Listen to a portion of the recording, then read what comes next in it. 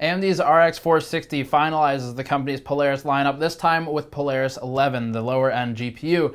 The RX 460 has an MSRP of $110, but we'll see how that sticks, obviously, through the AIB partner models as they roll out.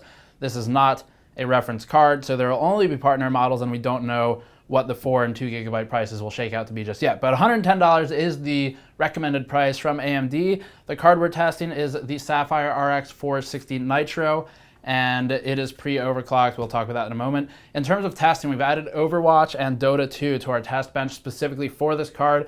It's a limited run of cards on those two games, but it'll give a better idea of performance with the lower end games. On the screen now is the specs table for the latest cards. The RX 460 is pretty stripped down compared to the RX 470 and 480, whose block diagram is on the screen now. The RX 480 and 470 use a Polaris 10 GPU, with the 470 removing 4 CUs and dropping to 32 from 36 on the 480. And the RX 460 block diagram, which is now on the screen, shows the card's 14 CUs and 896 stream processors. The architecture is similar to previous chips we've reviewed, and we're still working with 4th gen GCN CU layout, so that's all the same, and still running 64 cores per CU with 4 TMUs per CU. Learn more about the architecture discussion in the article linked in the description below, where we have the review and go into greater depth. As for top level specs, we're looking at an AMD recommended clock rate of 1200 MHz boost, but there won't be a reference model, so it's just partner decisions on the actual final clock rate. The card will also ship in 2 and 4 GB variants, and we're not sure on the pricing of those at the time of filming, but those prices will be added to the article, again, once that goes live. And our model here is a 4 GB Nitro, which is pre-overclocked to 1250 MHz from 1200 recommended, and that's with a dual fan push cooler. Let's dive straight in. The test bench is on the screen now, and test methodology can be viewed on the website for full depth and drivers used. We're starting with thermals, which we actively measure ambient and create delta values for, and you can see why with these screenshots. Endurance shows non-delta readings, but the rest is all delta values. Here's a look at peak average load temperatures and idle temperatures. The Sapphire RX 460 Nitro operates warm as a result of its low fan RPM, and that's mostly for silence reasons. Sapphire's Nitro, also the 460, operates at 51 Celsius delta T over ambient, though maintains a low idle by nature of the low power consumption of the Polaris 11 chip. The RX 470 from Sapphire, the Platinum Edition, which uses a reference RX 480 cooler, sits at 50.3 Celsius delta T, but is thermally throttling at that point and runs a higher fan RPM, hence the difference. We discussed both of these in our review of the 470, and then again in the teardown of the card if you want to learn more about how that fan works and things like that. Here's a quick look at temperature over time. This chart reveals the per second performance of the cards. Though the data is the same as the previous charts, it's just been plotted against another axis. Moving to endurance tests, we see the RX 460 Nitro card maintains a fairly flat clock rate, which is ideal, and that means that the clock is hitting and sticking to its 1250 MHz target, and the temperatures fluctuate only within a range of about 72 to 75 Celsius, and these, by the way, are diode values, not delta values. The clock rate is properly stable with this variant of the RX 460, and is more than we could say for any of the reference cards from the GPU manufacturers out, including the 480 and the GTX Founders Edition cards. The RX 460 is a low enough power chip that it's able to carry reduced fan speed in favor of thermals with the Nitro cooler, and the fan spins at around 1000 to 1200 RPM during most testing, but we unfortunately cannot plot the per second fan speed at this time because the software doesn't measure it just yet. Moving on to power tests, we test power draw at the wall, so this is total system power draw using the same bench but with different cards, not a per card power draw test. The RX 460 Nitro operates at 169 volt amps when loaded 100% with an idle output of 73 volt amps. That places us between the GTX 750 Ti first gen Maxwell card and the GTX 950 second gen Maxwell card.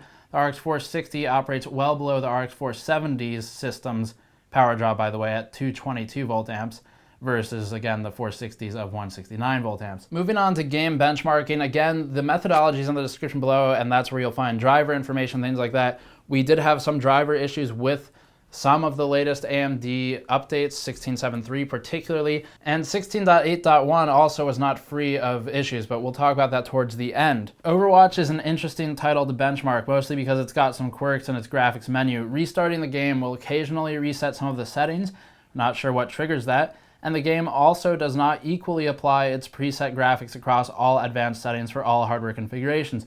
For example, a GTX 750 Ti will receive lower settings with the preset Ultra than a GTX 950, even though you're still choosing Ultra on both. So the game is dynamically scaling its graphics settings even though all those options are still available, and this means that anyone testing Overwatch, and playing it for that matter, should ensure due diligence by clicking the Advanced tab and identifying that the settings are equal across all the tested hardware. So if you're trying to validate your own gaming performance versus ours, do that and make sure the settings on the screen that we have now match yours. Note that this was also a small test compared to the other hardware configs, since we're just adding Overwatch for low-end cards. At 1080p with our Ultra settings, the ones we configured by hand anyway, we're seeing an output of about 67 FPS average on the Sapphire RX 460 Nitro card, with a 53 FPS 1% low and 52 0.1% low. The lows are fairly tightly timed in Overwatch and produce no noticeable stutters during our testing. Comparatively, the 2013 R9 270X reference card with stock clocks is performing at 73 FPS average, 57 low, and 55 0.1% lows. To refresh everyone's memory, that card sat in about the $150 price range for the majority of its life, and above that is ranked the GTX 950 Strix version of the card with 2 GB of VRAM, and that sells about $160 before rebates, and that card is performing at 83.7 FPS average and maintains 67 and 64.7 lows. At the bottom of the stack is the GTX 750 Ti SC with 2 GB of VRAM, performing close to the RX 460, and that's a 4.7% change from the 750 Ti to the RX 460. And here's the depiction of percent change, by the way, with the RX 460 as the base, i.e. 0%, and you can just use this for reference of where they perform. Just for further reference, we were hitting 42 FPS average in Overwatch when at 1440p with the RX 460. Not bad, and if you dropped settings kind of hard, you could play near 60 FPS with 1440p. Let's move on to Dota 2. Our settings for this game are shown on the screen as well. Read the review link below for more information. Dota 2 isn't that demanding. We were hitting 118 FPS average on the RX 460 Nitro with a 75 FPS 1% low and 50 0.1% low.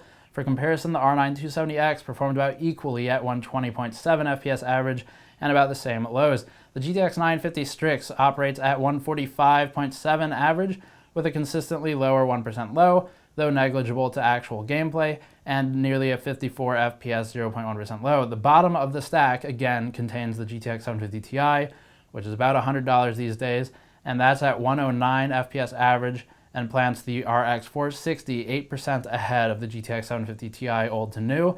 And here's another percent change chart for ease for reading that information. As that's on the screen, note that we're hitting 79 FPS average with 40 FPS 1% lows and 32.3 FPS 0.1% lows with the RX 460 at 1440p using the same Ultra settings. Let's move on to our normal test suite. Looking at Doom with OpenGL first, we see the RX 460 Nitro at 45 FPS average with 1080p Ultra settings. The RX 470 for comparison pushes about 76 FPS average with the 480 at 85 average. NVIDIA's GTX 1060 Fe runs at 98.3 FPS average.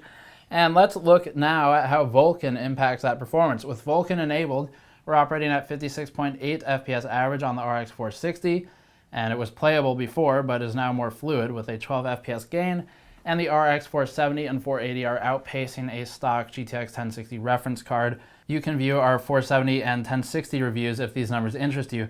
Switching over to 1440p with OpenGL only, the RX 460 operates at 28.7 FPS average, not really playable, especially considering the low values, and the RX 470 remains fairly playable at 1440p. Vulkan doesn't help too much, though it does relieve some of the workload when we look at these charts by shifting us up to 34.6 FPS average on the RX 460, and the RX 470 is now in excess of 60 FPS average. Of course, the 460 is not really meant for 1440p either, though it can handle the resolution with some games like Dota 2 and sort of Overwatch. Call of Duty Black Ops 3 is one of the best optimized titles on the bench with regard to graphics and frame rate hit, and we test with high settings, so there's room to increase graphics options if performance allows. At 1080p high, the RX 460 outputs about 65 FPS average with 54 and 51 FPS lows, more or less. The R9 380X operates at 94 FPS, or a percent change of 45% from the 460 and 380X. And we decided to test on 1440p with the same settings out of curiosity. 460 performs at 39 FPS at 1440p, certainly not ideal, but really not bad considering the price of the card. Now let's talk about this for a second. This is a card that's priced, in theory, at $110 MSRP if it sticks, and that's pushing 40 FPS average at 1440p. The same could be said for the 470 and 480 from AMD or the 1060 and 1070 from NVIDIA. This generation of cards from both vendors has clearly made 1440p a real possibility for play, and the high-end cards previously were hitting about these frame rates, so we're really past that point now, and that should shape your future monitor purchases. GTA 5 at 1080p with very high and ultra settings operates at 44 FPS average, with lows that dip below 30 FPS, planting above the 750 Ti and below the R9 270X and 380X. The RX 460 would be capable of playing GTA 5 if you dipped settings down to high, but the ranking between cards remains linear across the board, so you can extrapolate performance from this chart. You can view more FPS charts on the website linked in the description below, and those include Metro Last Light, Mordor, Ashes of the Singularity, Mirror's Edge Catalyst, and some additional thermal information. Overclocking the RX 460 is the same as the 470 and 480. We use Wattman for that because no aftermarket software is available as of yet. And you can see our clock stepping and progression on the screen now. Our clock rate settled at about 1300 megahertz with an 1800 megahertz memory overclock using maxed out V-Core at 1150 millivolts. Note that measurement software is fairly infantile at this point, so we don't have a good way to check chip power draw until software updates, at least not consistently. And note also that memory clock is restricted to a 50 MHz OC, which seems to have been instated with 16.73 onward, and the next drivers may resolve this from what AMD has told us. The overclock puts us about 50 MHz over the pre-overclock from Sapphire, or nearly 100 MHz off of the reference clock rate recommendation from AMD. And here's a look at the frame rate differences. We're not seeing much of a performance jump on average from 1250 to 1299 MHz with the overclock. Generally about 1, maybe 2 FPS, or a couple percentage points at maximum. A quick note on drivers before the conclusion. We had serious issues with the drivers for this card. It's similar to what we saw on 16.7.3 that we reported on in a separate video. And 16.8.1, those issues seem to stem from the 16.7.3 update. It's probably built on the same package, so that makes sense. The drivers hard crash and create sort of colored screen outputs, green, orange, whatever, random color, occasional blue screens, black screens. Basically dies. We had issues with the card recovering from a display sleep, so if the display turns itself off for power saving, we had issues where it would just be black and not come back on without a restart. There's also the restriction on memory overclock, though AMD did tell us that that should be removed in the next update. And after testing on 3 different benches, we finally figured out that disabling AMD shader cache and reverting to use application settings as the option within the drivers fixes most of these issues, at least temporarily, or works around them, or whatever you want to use. Luckily, we already test this way, but it did take hours to figure out and can only really be done by getting lucky enough and avoiding a hang long enough to make the change before it crashes. Anyway, AMD told us that there's a fix rolling out for some of these issues at least, so we'll keep an eye on that and let you know if it changes. The RX 460 is positioned in a somewhat uncontested market right now, sort of like the 470 was until its pricing was higher than we were told anyway, at least for this model. But the 460, even though it's uncontested in its sort of $100 market, and when I say uncontested, I mean very specifically for current as a new generation architecture, the position is weird because if you have something like a 270X or a 750 Ti, this is really not an upgrade or not much of one from the 750 Ti and actually a downgrade from the 270X. So if you have one of those cards, this is off your list already. You should be looking at a higher SKU.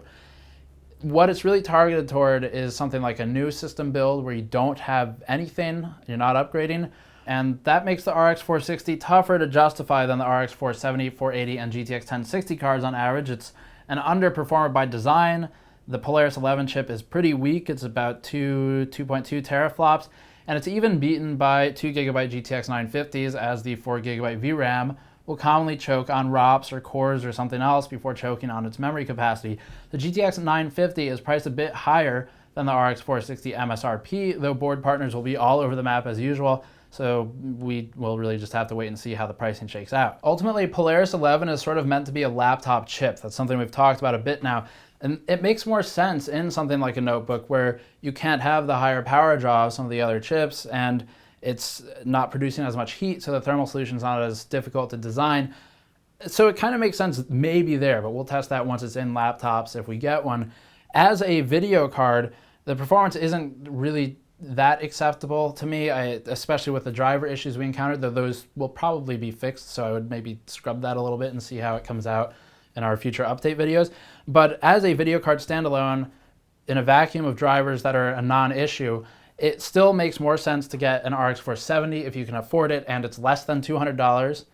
Watch our other video for why it doesn't make sense more than that. A GTX 1060 or 480 if you're pushing pretty far into the 250 plus price range, and that is a really big push. Or if you're trying to stay below 200 and the 470 is a non-option or it's a little too expensive, you can drop down to about $150, $140 and do something like a GTX 950. I know it's last gen, but there's no 1050 to replace it right now, and it's still a better performer than this, upwards of 25% in some cases. And it's about the same price as probably some of the board partner models will be. Or if you want AMD, the R9 380X is also generally fluctuating between 150 to these days less than 170 bucks on average, depending on where you look. And that's also a card that's a better performer than this one is.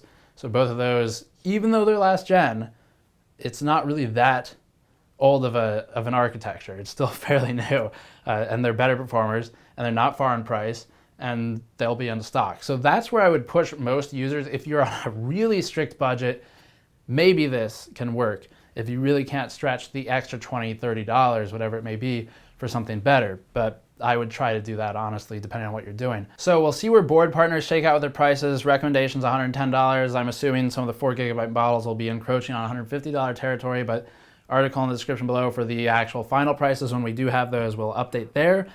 Retailers will be dumping stock of the older cards, so if you're, again, at a budget, that's the place to look. As always, thank you for watching. Patreon link in the post-roll video if you want to help us out directly funding these testing efforts. And subscribe, as always, just to make sure you don't miss the next content. I think that clears off our new GPU queue, but there's more coming in and we can't escape them. So there will be more. Subscribe for that. I'll see you all next time.